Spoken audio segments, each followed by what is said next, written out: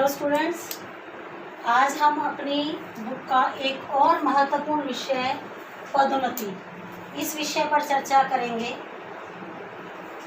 आज के समय में किसी भी शासन के लिए कर्मचारियों को पदोन्नति करना भी एक बहुत बड़ी समस्या है, क्योंकि कौन सा कर्मचारी पदोन्नति के योग्य है या कौन सा कर्मचारी पदोन्नति के योग्य नहीं है, ये पता लगाना प्रशासन के लिए बड़ा मुश्किल कार्य है। जो उम्मीदवार या जो कर्मचारी प्रशासन की पदोन्नति से संतुष्ट है वो अच्छा कार्य करता है, और जो उसकी पदोन्नति से संतुष्ट नहीं होता वो अच्छा कार्य नहीं करता, अपने काम के प्रति इतनी लगन और इतनी कुशलता नहीं दिखाता।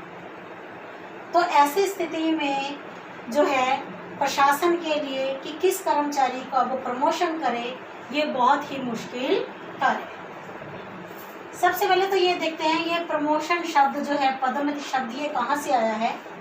पदोन्नति शब्द इंग्लिश के प्रमोशन शब्द का हिंदी रूपांतरण है, जो कि लैटिन भाषा के प्रोमोवीर शब्द से बना है, जिसका अर्थ है, लैटिन भाषा के अंदर जिसका अर्थ है आगे बढ़ना। ठीक है, जब किसी कर्मचारी के पद में स्तर में वृद्धि हो जाती है, वो आगे बढ़ता है, उसे पदोन्नति का नाम दिया जाता है। साधारण भाषा में पदोन्नति का अर्थ है जब किसी कर्मचारी के पद में, वेतन में, उसके कर्तव्यों में जो है और जिम्मेदारियों में परिवर्तन कर दिया जाता है, या जिम्मेदारियों और कर्तव्यों को और बढ़ा दिया जाता है, तो उसे पदोन्नति कहते हैं। ठीक है, यानी कि पदोन्नति के द्वारा कर्मचारियों के जिम्मेदारियों और कर्तव्यों को और ज़्यादा बढ़ाया जाता है, उन्हें निचले पद की अपेक्षा अन्य ऊंचे पदों पर और कर्तव्यों के साथ और जिम्मेदारियों के साथ कार्यों को पूरा करना पड़ता है। पदोन्नति को मैंने आपको पिछली जो है उसमें बताया था वीडियो में, भीतरी भर्ती भी कहा जाता है। पदोन्नति प्राय जो है शासन में किसी भी विभाग में पहले से काम कर रहे कर्मचारियों में से ही की जाती है। अब विषय प्रश्न ये उठता है कि जो पदोन्नति है वो किन कर्मचारियों की जाए, ये कैसे पता लगाया जाएगा कि कौन से कर्मचारी जो हैं वो पदोन्नति के योग्य हैं। इसके लिए हमारे भारत देश में जो है हमारे प्रशासन ने, सभी विभागों ने पदोन्नति के लिए जो है 2 सिद्धांतों को अपनाया है। ठीक है, एक है वरिष्ठता का सिद्धांत, वरिष्ठता, दूसरा है योग्यता का सिद्धांत। सबसे आज हम वरिष्ठता के सिद्धांत की बात करेंगे।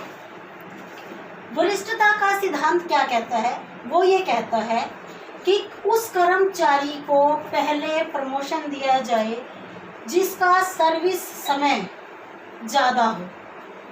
उदाहरण के लिए, यदि एक हेड क्लर्क का पद खाली हो जाता है और उस पद पर जो है क्लर्क की नियुक्ति करनी है, तो विभाग में से उस क्लर्क की ऊंचे पद पर नियुक्ति की जाएगी, हेड क्लर्क के पद पर, जिसका समय ज़्यादा है। कहने का अभिप्राय, यदि एक क्लर्क का समय सीमा 10 वर्ष है, सर्विस सीमा समय, और दूसरे क्लर्क का 20 वर्ष है, तो जिस क्लर्क का समय काल 20 वर्ष है, उस कर्मचारी को हेड क्लर्क के पद पर नियुक्त किया जाएगा।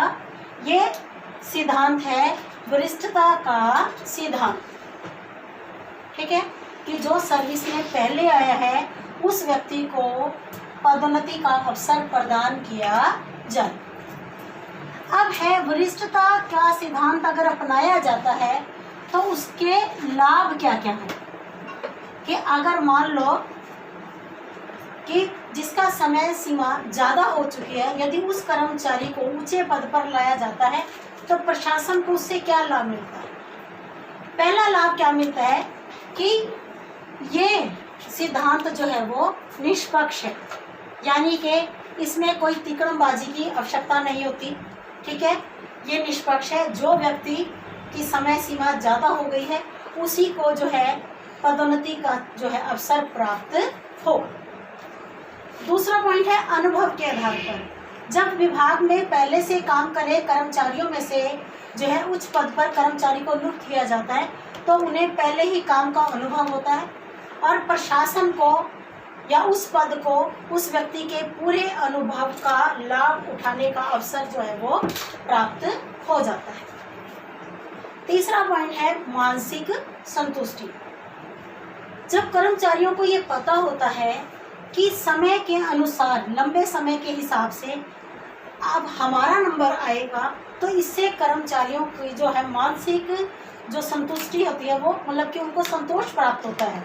ठीक है, उनको मानसिक संतुष्टि प्राप्त होती है और वो और भी लगन से कार्य करते हैं कि हमें भी समय आने पर जो है पदोन्नति का अवसर जो है प्राप्त होगा।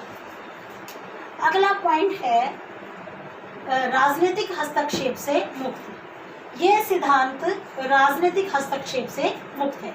इसमें किसी भी प्रकार का राजनीतिक हस्तक्षेप नहीं किया जाता क्योंकि ये सिद्धांत अपने आप चल रहा है। ठीक है, और स्वचालित भी है। ये सिद्धांत दोनों ही साथ चलती है, चीज़ें साथ साथ चलती हैं।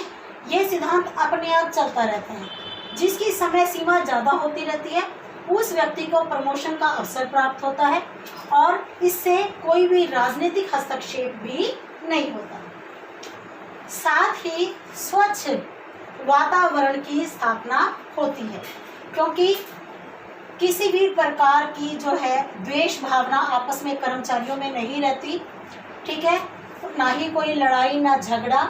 ठीक है, और किसी भी बात को बार बार दोहराया नहीं जाता। तो एक प्रशासन के अंदर स्वच्छ वातावरण की स्थापना जो है वो होती है। अब अगर इस सिद्धांत के कुछ लाभ हैं तो इस सिद्धांत के कुछ ना कुछ दोष भी हैं। ठीक है, अब है वरिष्ठता के सिद्धांत के दोष। ठीक है, सबसे पहला दोष इसमें यह है कि वो सभी व्यक्ति जो वरिष्ठ हैं वो योग्य नहीं होते। ये जरूरी नहीं है कि प्रशासन में काम कर रहे कर्मचारी जिनका समय ज़्यादा हो चुका है वो जो है प्रमोशन के योग्य भी है या नहीं। दूसरा दोष है उच्च पदों की कमी। हमारा प्रशासन रूपी जो ढांचा है, मैंने हमेशा ही बताया है, वो पिरामिड आकार का होता है। जैसे जैसे ऊपर की ओर जाता है जो है प्रशासन का ढांचा जो है संकुचित होता जाता है। तो उच्च पदों की संख्या कम होने के कारण सभी व्यक्तियों को जो है ऊंचे पदों पर आने का अवसर जो है वो प्राप्त नहीं होता। तीसरा है प्रतिस्पर्धा की समाप्ति। इस सिद्धांत के कारण कर्मचारी आपस में एक दूसरे के साथ अच्छा काम करने के लिए कंपटीशन नहीं करते क्योंकि उनके मन में ये धारणा बनी रहती है कि कभी ना कभी एक समय आने के बाद हमें भी पदोन्नति का अवसर जो है वो प्राप्त होगा। अगला है कि कई बार वरिष्ठता तय करना आसान नहीं होता। कई बार प्रशासन के लिए कि किस कर्मचारी को जो है प्रमोशन देना है ये तय करना आसान नहीं होता, उनके लिए मुश्किल हो जाता है। वो ये सोचते हैं कि जिस दिन व्यक्ति को का चयन किया गया है उस दिन से उसका समय निश्चित किया जाए या जिस दिन उसे नियुक्त किया गया है उस दिन से उसका समय जो है निश्चित किया जाए। तो कहीं ना कहीं वरिष्ठता का ये एक योग्यता का ये दोष भी है। तीसरा है ये सिद्धांत अलोकतांत्रिक है। अलोकतांत्रिक मतलब कि इससे प्रशासन में बाहर वाले नए उम्मीदवारों को प्रशासन में आने का अवसर प्राप्त नहीं होता। अगला दोष है रूढ़िवादी। ये सिद्धांत जो है परंपरावादी है और रूढ़िवादी है। ठीक है, क्या मतलब हुआ इसका कि इससे या प्रशासन में काम करने वाले जो लोग हैं वो नए तरीकों का उपयोग नहीं कर पाते, क्योंकि नए लोग, नए नवयुवक नहीं आएंगे तो नए तरीके और नई सोच का जो है प्रशासन में सम्मिलित नहीं होगा। इस तरह से वरिष्ठता के सिद्धांत के लाभ और दोष हैं। अब हमारा अगला सिद्धांत है योग्यता का सिद्धांत। योग्यता का सिद्धांत क्या कहता है? योग्यता का सिद्धांत कहता है कि प्रशासन में उच्च पदों पर आने का अवसर केवल उन्हीं कर्मचारियों को होना चाहिए जो वास्तव में ऊंचे पद पर आने के योग्य हैं। ठीक है, जिनका चरित्र अच्छा हो, जिनमें नेतृत्व करने की जो है उनके अंदर योग्यता हो, जिनके अंदर काम करने की लगन हो, काम के प्रति उनके अंदर दिलचस्पी हो। ठीक है, कि जो व्यक्ति वाकई में योग्यता जो है का मापदंड पूरा करता हो, उसी व्यक्ति को पदोन्नति का अवसर जो है प्रदान किया जाना चाहिए। अब प्रशासन के लिए समस्या ये आती है कि वो कैसे निश्चित करे कि कौन सा व्यक्ति प्रमोशन के योग्य है या नहीं। इसके लिए भारतीय जैसे प्रशासन के अंदर जो है कुछ मापदंडों को निश्चित किया गया है। इसमें सबसे पहले है खुली प्रतियोगिता। खुली प्रतियोगिता के माध्यम से वो सभी उम्मीदवार जो प्रशासन में काम कर रहे हैं और जो प्रशासन के बाहर काम कर रहे हैं, उन सबको जो है इस प्रतियोगिता में भाग लेने का अवसर दिया जाता है। यह प्रतियोगिता प्रशासन के द्वारा आयोजित की जाती है। ठीक है, और इसके माध्यम से सभी लोग प्रतियोगिता में भाग लेते हैं और ये सिद्ध करते हैं कि वो ये प्रशासन में उच्च पदों पर आने के योग्य हैं। दूसरा है सीमित प्रतियोगिता। सीमित प्रतियोगिता में केवल वही कर्मचारी भाग लेते हैं जो प्रशासन में पहले से कार्य कर रहे हैं। ठीक है, उसके बाद है कर्मचारी का के जिस विभाग में कर्मचारी कार्य कर रहा है उसके अध्यक्ष का व्यक्तिगत निर्णय। कई बार किसी कर्मचारी के प्रमोशन के लिए उस विभाग के जो है अध्यक्ष से निर्णय भी लिया जाता है। व्यक्तिगत निर्णय का मतलब है कि वो अध्यक्ष इस बात का खुलासा करता है कि उसके विभाग में काम करने वाले कर्मचारियों में से कौन सा कर्मचारी जो है प्रमोशन के योग्य है, कौन सा नहीं है, किसका अच्छा काम है, किसका आउटस्टैंडिंग है, मतलब किसका वेरी गुड है, किसका पुअर है, ये सब कुछ वो निश्चित करता है। उसके बाद ही कर्मचारियों को प्रमोशन का अवसर दिया जाता है। ठीक है, और अगला उसके बाद है वरिष्ठता के सिद्धांत के लिए कई बार साक्षात्कार भी लिया जाता है। ठीक है, साक्षात्कार मतलब इंटरव्यू। कई बार उच्च पदों पर नियुक्त करने के लिए कर्मचारियों का प्रमोशन करने के लिए कर्मचारियों को लिखित परीक्षा के बाद जो है उनका इंटरव्यू भी लिया जाता है। इंटरव्यू के अंदर कर्मचारियों के बोलने, संयम शक्ति, तर्क क्षमता, ठीक है, और उनके बोलने चालने के तरीके का पता करके ये पता लगाया जाता है कि कर्मचारी पदोन्नति के योग्य है या नहीं। ठीक है, अब है योग्यता के सिद्धांत के लाभ कि क्या इसके कुछ लाभ हैं। हाँ, इस सिद्धांत के भी कुछ लाभ हैं। सबसे पहला लाभ तो यह है, इसके द्वारा योग्य, कुशल और लगन वाले कर्मचारी ही जो है विभाग में आ सकते हैं। दूसरा लाभ ये है कि नए कर्मचारी, जब योग्यता प्राप्त कर्मचारी प्रशासन में आते हैं तो वो नए नए प्रयोगों का प्रयोग करते हैं। प्रशासन में नए नए तरीकों से काम करके प्रशासन को उसका पूरा फायदा उठाने का अवसर प्रदान करते हैं। तीसरा लाभ क्या है? नए कर्मचारी आने से वो नई चुनौतियों को सामना करने के लिए तैयार रहते हैं। अब है वरिष्ठता के सिद्धांत के दोष।